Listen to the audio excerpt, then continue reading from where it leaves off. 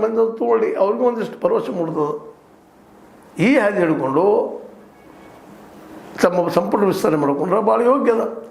ಅದರಲ್ಲೂ ತಮ್ಮ ಪ್ರಬಲ ರಾಜಕೀಯ ವೈರಿಗಳಿದ್ದಾರೆ, ಅಲ್ಲಿ ತಮಗೆ ಬೇಕಾದಂಥವ್ರನ್ನ ನೇಮಿಸ್ಕೊಳ್ಳಿ. ಯಾಕೆಂತಂದ್ರೆ ಪಾರ್ಟಿಯಲ್ಲಿಯೇ ಪಾರ್ಟಿ ಇರ್ತದೆ, ಅದು ಗೊತ್ತಿದ್ದ ವಿಷಯ ಇಲ್ಲ. ಕಾಂಗ್ರೆಸ್ನಲ್ಲಿ ಮತ್ತು ಕಾಂಗ್ರೆಸ್ ಪಾರ್ಟಿಗಳಿರ್ತಾವೆ, ನಮ್ಮ ಶ್ರೇಷ್ಠ ನಿಮ್ಮ ಶ್ರೇಷ್ಠ, ಅಲ್ಲಿ ತಮ್ಮ ವಿರೋಧಿಗಳು ಬೇಕಾದ್ರೆ ಚೇಂಜ್ ಮಾಡಿ. ಆದರೆ ನಮ್ಮ ಸಿದ್ದರಾಮಯ್ಯನವ್ರನ್ನ ಎದುರು ಹಾಕ್ಕೊಂಡು, ಅವ್ರ ಹಿರಿಯರನ್ನ ಎದುರು ಹಾಕ್ಕೊಂಡು ಪಕ್ಷವನ್ನು ಮುನ್ನಡೆಸ್ಕೊಂಡು ಹೋಗೋದು, ಸರ್ಕಾರವನ್ನು ಮುನ್ನಡೆಸ್ಕೊಂಡು ಹೋಗೋದು ಬಹಳ ಕಷ್ಟ.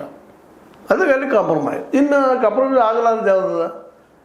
ಈ ಗ್ಯಾರಂಟಿಗಳನ್ನ ಕೊಟ್ಟಿದ್ರೆ ಈಗಾಗಲೇ, ಇನ್ನೊಮ್ಮೆ ಕರೆಂಟದಲ್ಲೇ ಅದ್ರ ವಿದ್ಯುತ್ತಲ್ಲಿ ಏನಾದರೂ ಪರಿಷ್ಕರಣೆ ಮಾಡೋದು, ಬಾಡಿಗೆ ಎಲ್ಲರಿಗಿಲ್ಲ ಇಲ್ಲ ಅಂತ ಹೇಳೋದು, ಇಂಥವೆಲ್ಲ ಮಾಡಿದ್ರೆ ಅವೆಲ್ಲ ಹೊಡೆಸ್ತಾನೆ ಅವ್ರು ನಿಮಗೆ, ಅಲ್ಲಿ ಹೊಡೆದು ಬೀಳ್ತಾನೆ. ಅದಕ್ಕೆ ಗ್ಯಾರಂಟಿ ಕೈ ಹೆಚ್ಚು ಅವಶ್ಯಕತೆ ಇಲ್ಲ.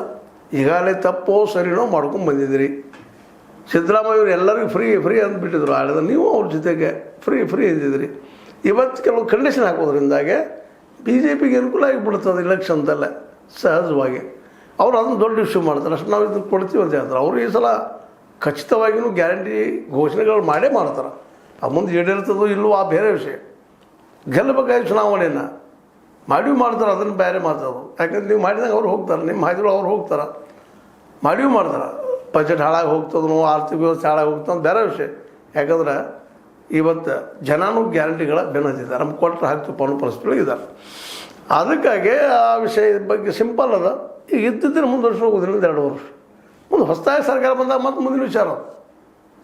ಆಗೇನು ಮಾಡಿದ್ರಿ, ಏನು ಮಾಡಿ ಬಿಟ್ಟಂದು ಮುಖ್ಯವಾಗಿ ಎಲ್ಲ ಜನರಿಗೆ ಬೇಕಾಗಿದ್ದು ಶಿಕ್ಷಣ ಮತ್ತು ಆರೋಗ್ಯ. ಅವು ಎರಡು ನೀವು ಗ್ಯಾರಂಟಿ ಮುಂದಿನ ಚುನಾವಣೆ ಕೊಟ್ಟರೆ ಜನ ಒಪ್ಕೊಳ್ತಾರೆ. ಆಲ್ರೆಡಿ ದೇಶ ತುಂಬ ಗ್ಯಾರಂಟಿಗಳ ಹಾವಳಿಗಳಂತ ಇದ್ದೇ ಇದ್ದಾವೆ. ಎಲ್ಲ ಪುಕ್ಕಟ್ ಅಂದಾಗ ಸರ್ ಯಾರು ಬೇಡ ಅಂತಾರೆ ರೀ.